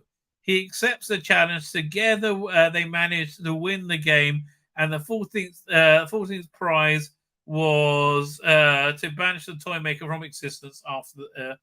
Yeah, it kind of reminds me in the reasonably poor BBC novel, the first one of the 8th Doctor Adventures, you had the 8th Doctor team up with the 5th Doctor to stop a Rastan warrior robot. And the way they did it is they both walked in perfect sync towards the robot, so he didn't know which one to go to first, and that kind of short-circuited him. Fine. So after the game, the 14th Doctor and the 15th Doctor, Donna and Mel, really? Now I don't believe you again. Discuss the consequence of their invention, mentioning Sarah Jane Adric and why Adric? River Song. Donna tells the Doctors, why don't they just take a break and enjoy a simpler life? That's when the 15th Doctor remembers he hasn't said what his prize would be. A second TARDIS, and now the 14th Doctor stays behind while the 15th Doctor flies off in his TARDIS. Well, I know. mean, okay, I guess. I mean, I guess there's so there's we might actually got a hint from the TARDIS. Let's have a look over here. I mean, again, all this stuff seems reasonably uninspiring, so I don't really trust it. It could be true. I don't know. You tell me. You tell me. Vasco is here. How you doing, Vasco? Thank you for joining us. There we go. So now that's the sex toy maker. Sex toy maker. Well, you know, I can see them going that way. Right. So this is the new Doctor Who spy hashtag, which I find so freaking boring. I really genuinely do. And it's saying this might be a piece from the TARDIS. Okay, Doctor Who fans, you know the deal. We got BBC, Disney Plus showrunner Rossi Davis upcoming 3 episodes, blah, blah, blah, Captain Date, blah, blah, blah, blah. Who's by maybe teasing when it drops a new image. Like the one below, which appears to be a close-up of a personal look at the Gallifreyan tech. But I just find this so boring. Like, what our Raiders telling us that this is from the TARDIS console, but the Tennant's 14th Doctor TARDIS or 15th. It looks more like Tennant's 14th. It's got that little cracking, you know, sonic screwdriver look to it. Where we're leaning towards being from the anniversary, but let us know what you think. What do I think? I think I'm bored, right? I think I'm bored. Better bored than annoyed, right? And annoyed, that's what we get. With Doomsday reaches its final hour, is she out of time? One can only fucking hope. This has been a disaster, right? Doomsday has been a relentless disaster. Doom, Suze Kepner reaches the final day and the chapter of Doctor Who multimedia event, Out of Time by James Goss. After 23 hours spent on multimedia missions to save a life, which nobody listened to, nobody read, nobody cared about, because you had a political bigot as your face of it, who is a cunt, who is just relentlessly cunting. Like, she put out a shit trailer, right? And everyone went, oh man, this is shit. And she went around insulting everybody. I'm like, God, dude. Okay, just accept it. This was shit, right? So, and the premise was ridiculous. I'm being chased by death. Literal death. Oh, God, I hope he catches you. But will there be a 25th hour of Doom, or has death held the winning hand all along? We can only hope. The answers to all those and a bunch of other questions, and to see what the future might hold, you can head over to Doctor and read. I don't know. Just spoil it for me, right? I don't really give a shit. Are they going to tell us? Yeah, nobody cared about any of this shit, right? Nobody read these books. This is probably more of a failure than Time Lord Victorious. I mean, look at this shit. And Time Lord Victorious was garbage. Fine. So there's this thing. Wrapping up Doomsday. Doomsday, a multimedia mixed bag. No, it wasn't. It was all shit of missed opportunities. Oh, you're saying it's a mixed bag of many different types of missed opportunities. Well, we can agree then, right? We can totally agree. It's a mixed bag of many missed opportunities. Doctor Who's Doomsday is about Doom, embodied by the up-and-coming UK stand-up Suze Kepner. Yeah, hopefully this is her career, right? It was so insanely stupid casting her in this role, right? It was so insanely stupid making an anniversary event around a new character played by an unlikable cunt, right? I mean, I saw they're filming Lord of the Rings Season 2 for Amazon. Why did they think it was a good idea to make, what's her name? Adria, or whatever, the main character into an obnoxious cunt? Oh, God, and she is. Deathstalking, she has decided to take a job an hour across time and space in the hopes of finding the Doctor on one of those missions, hoping that she might help us stay alive. And now we've reached the end. Thank God. Oh, never to be heard of again. Although, again, Loki Season 2 made another season for no apparent reason. right? No apparent discernible reason. They made another season of it. Out of Time by James Goss. Doom finally comes to the end of her journey, thank God. Her mission to find the Doctor and escape death. She arrives in New Venice, the original site of her assignment, 24 hours earlier, and nearly 3 months ago for those following her every chapter. We weren't. There's nobody, literally nobody following her every chapter. Where the Doctor tried to warn her not to carry out an assignment. She did, killed her target, and ended up being stalked by death. Death! Literal death. It's so shit! Oh my God. I mean, was it the robot from the Visitation? That would make more sense. So she spent 24 hours going from across space, from prose to comics to audiobook stories to mediocre phone games. Well, you can put up mediocre before all these. To a prose novel and a full cast Big Finish audio drama. I wonder how much money they lost on that. I'd love to find out. Does she survive? Does the series stick the landing? Well, sort of. Well, it can't get any worse than the rest of it. Doctor Who Doomsday forgets to make us care about the heroine. Yes, because they just assumed we would love the stunning and brave Suze Kempner because she dunks on the chuds.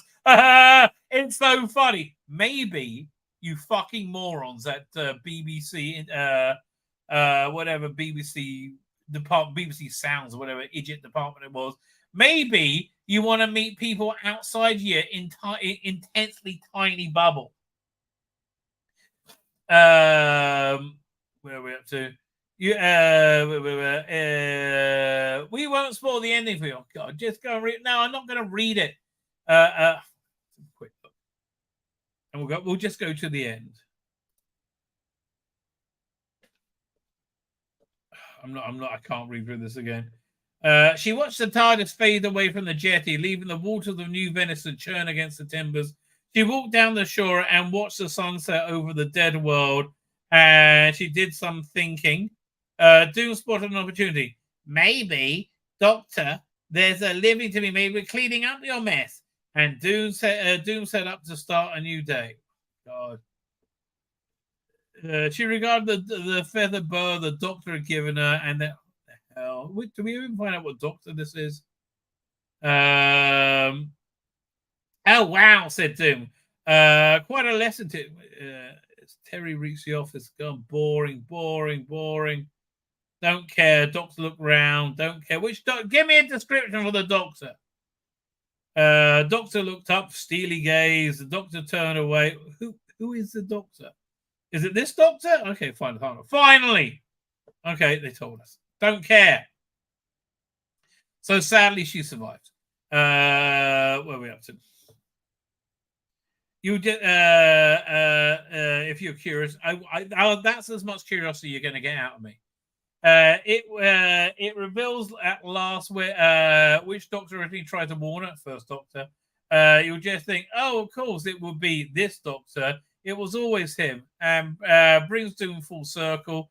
It also features Terry, the resentful, passive-aggressive administrator who schedules assignments to Doom and the other assassins in the lower order of Oberon.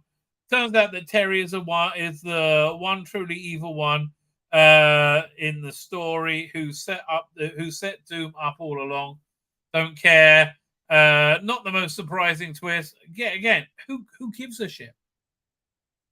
The Doctor became involved with Doom's dilemma, and now he helps to resolve it. And it becomes clear that the Doctor and Doctor Who general sense of morality wins out in the end. The problem is it doesn't matter in the end because nobody listened, nobody watched this, nobody read this, nobody listened to it. This was a stillbirth, and it was killed by Suze Kempner. Let's be clear. And again, I think Big Finish could answer its money back they put into this from the BBC. Doctor Who Doomsday ends up inessential and inconsequential. Yeah, it doesn't convince us that this is a special event because it wasn't. Yeah, you don't know why they even bothered to come up with it at all, considering there's already Doctor Who Once and Future, Much better, although I only did the first 20 minutes of the latest disc because it just wasn't very good. I'll finish it by next stream.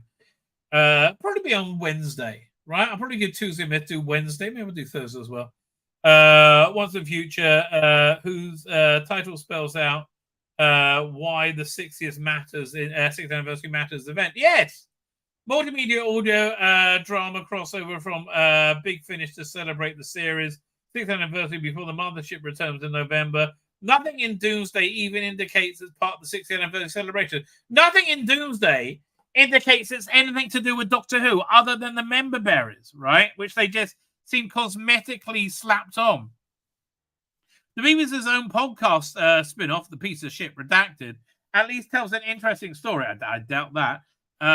With interesting characters. I saw the characters. They're shit. Right? They're genuinely shit. They're narcissistic shitholes.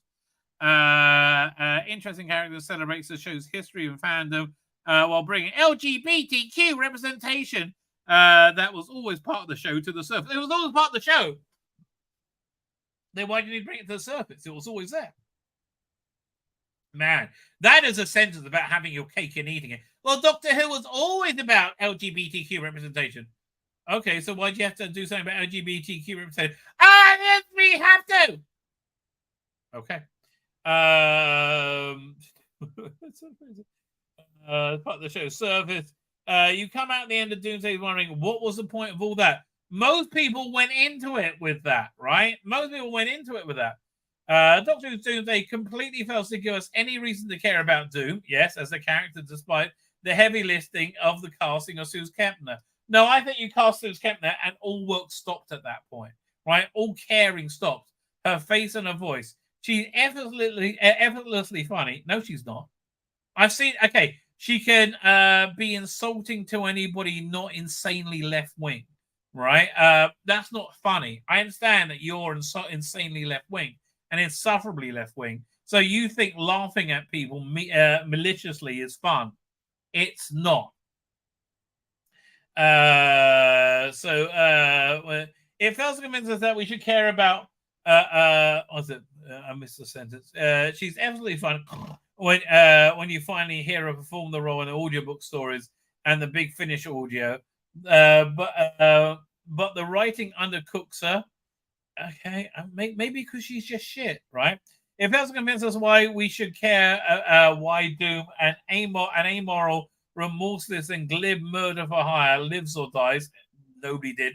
Even James Goss, one of the wittiest and sharpest writers in Doctor Who in the Big Finish stable, seems to forget to show us why Doom matters at all. Well, again, I think when people saw Suze Kempner's hiring, they said, oh, it doesn't really matter. There's no point putting any effort into this. We'll just take the paycheck. Seems to get why Doom matters at all. While the beauty of Russell Davies' writing has always been to show us that everyone matters. Well, that's a good point. The problem with cross media events. Okay, there's not a problem with cross media events. It's a problem with how they do them. The problem with this one is that it was a bad concept.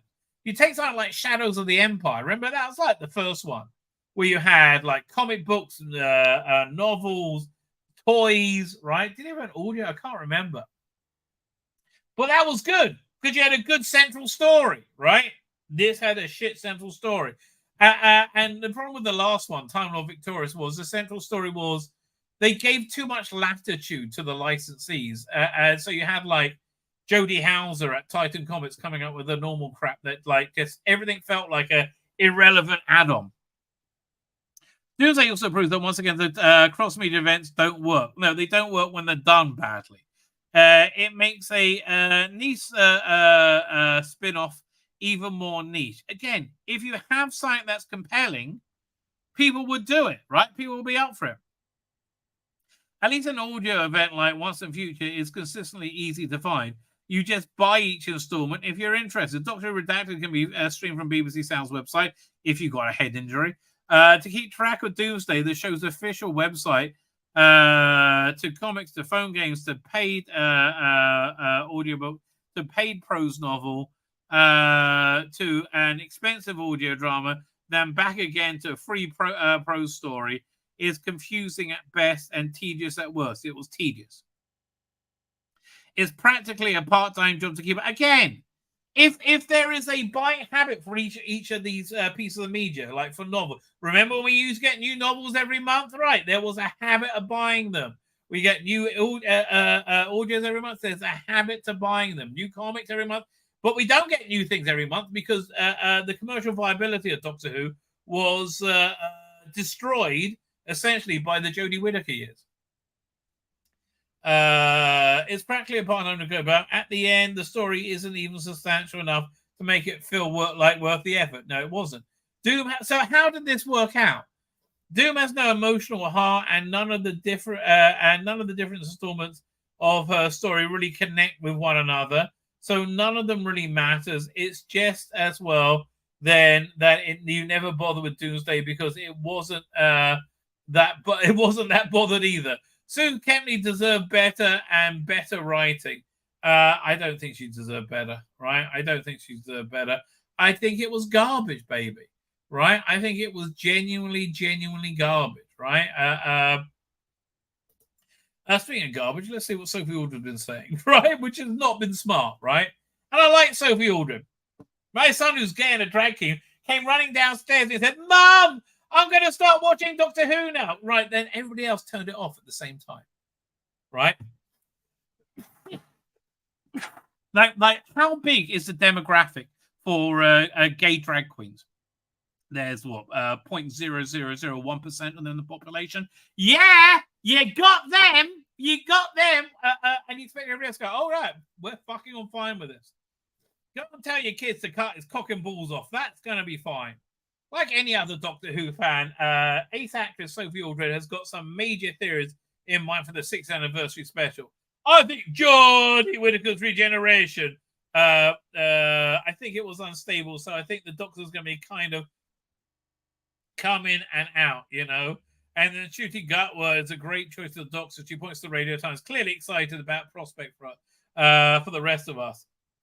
Explaining that she and her husband binge watch Sex Education. Again, if you think there's any kind of like connected tissue between Sex Education and Doctor Who, that's a problem. He's going to be such a brilliant Doctor. I thought that as well. I can't wait to see it. Not holding my breath. Right? I am not holding my breath. And also when it was announced he was going to be the Doctor, my son, who's gay and a drag king, came running down and says, "Mum, Dad, I'm going to start watching Doctor Who."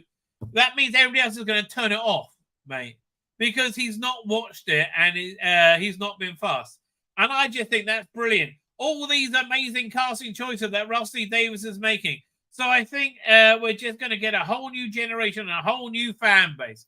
Fuck me. How bad? Who else thought they're going to get themselves a whole new fan base, right? Who else thought they're going to? Well, that's a sort of woolly thing that created this. 1 second.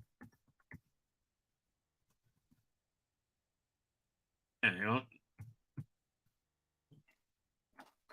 The Galactic Star Cruiser, right? The Star Wars thing that died a freaking death. Literally billions they spent on this and the Star Wars world. Literally billions. And it's about fat old middle-aged women, which is what Star Wars is about now. Middle-aged women fighting in space. That's what Star Wars is about now, and that's why no one's fucking interested in it. I understand Kathleen Kennedy is a middle-aged woman, but you know, Kathleen, darling, you're not the audience, as proven by your colossal failure in everything, right? And they said, "Oh, we're going to get a whole new fan base," right? Then Star Wars said, "Well, we could have Han Solo and Luke Skywalker, but they're only people like them are old 40-year-olds. Why don't we use our new characters that will be with us forever with our whole new fan base?" Try and lean into your own fan base, right? And things do better. What do you think did better in the Kurtzman Star Trek reign? Star Trek Picard, season 3, or Star Trek Discovery Season 3? Which one do you think did better? My guess is Star Trek Picard Season 3. Why? Because it was Star Trek. Doctor Who, which is very, very exciting. So, yeah, I'm thrilled to see how it's going to go. Sophie, darling, everything you're saying is a kiss of fucking death, right, to a TV show. And Bonnie Langford, of course, yeah, because gay people hate Bonnie Langford. Bonnie Langford, yeah, I've been texting her saying, I'm so jealous. Yeah, I really thought Sophie was going to get the call, not Bonnie. I'm so jealous. And then I saw a picture on the Vespa, which I never got to ride. I thought, hang on a minute, that's not fair. Oh, Ace. Well, yes, I would say Bonnie Langford may be a better actress than you, even though Sophie was pretty good in Power of the Doctor, even though that was a piece of shit. It's very, very exciting. She sums up. Yes, it's going to get a whole new audience and lose its original one of normal people. Yeah, have you thought of how the non-drag queen gay or non-gay audience is going to take to it? Maybe not that well, right? Maybe not that well. I think it's going to blow our ideas of what's possible with Doctor Who out the water. Fuck off, Toby! Make Doctor Who. Don't try and reinvent Doctor Who. That's why the 2005 not reboot revival worked. It was Doctor Who at its core. With Doctor Who out of the water. I mean, let's face it. Russell's got a pretty good track record, hasn't he? He's ace. Oh, fuck off. He certainly does. But does Sophie with her iconic? So does Sophie with her iconic companion Ace. It's no exaggeration to say Ace changed the game for companions. She fit into the times. However, the slightly questionable representation at the time was female companions or assistants, as teenage Ace burst onto the screen in 1911 clad in a cool leather jacket. It wasn't leather, it was a bomber jacket, covered in badges, and taking absolutely none of the Doctor's nonsense. She took all of the Doctor's nonsense. There wasn't a part like that on TV at the time. There wasn't a female representation in the show, in a popular show. You are really? What you was Prime Suspect? Now, Prime Suspect was what year? Season 1. That was 92. Okay, that was the. What about Widows? TV series. 83. 1983, right? That was a great. Yeah. What is this nonsense? Women weren't allowed on TV. Fucking retard that you are. I think we had a script editor, Andrew Carmel, to thank. Oh, what about Angels? The female drama. Fuck's sake. This is so insane. When you look back, there was no Buffy the Vampire Slayer. No, there were shows from that time. Let me see about Google. 1980s female-led TV drama. Let's see what it comes up with. Women with sitcoms. Okay. Let's see what this is.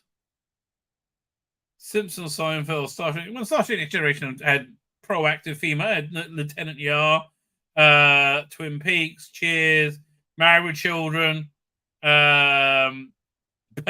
Well, yeah, they were. Baywatch was important. Apparently, was important to Baywatch. Dynasty, Neighbours. Yeah, no women allowed. Roseanne. No women were allowed on TV then. Obviously, that'll be cray-cray. L.A. Law had a bunch of female characters passing the Bechdel test. Moonlighting, we had a female lead. I think there was that. I mean, there was a female lead in most things, and most of these female leads were proactive people. God, she's full of shit. I mean, man, has she drunk from the Kool-Aid? I mean, she's got a gay drag queen son. I mean, what do you expect? She's drunk from the Kool-Aid.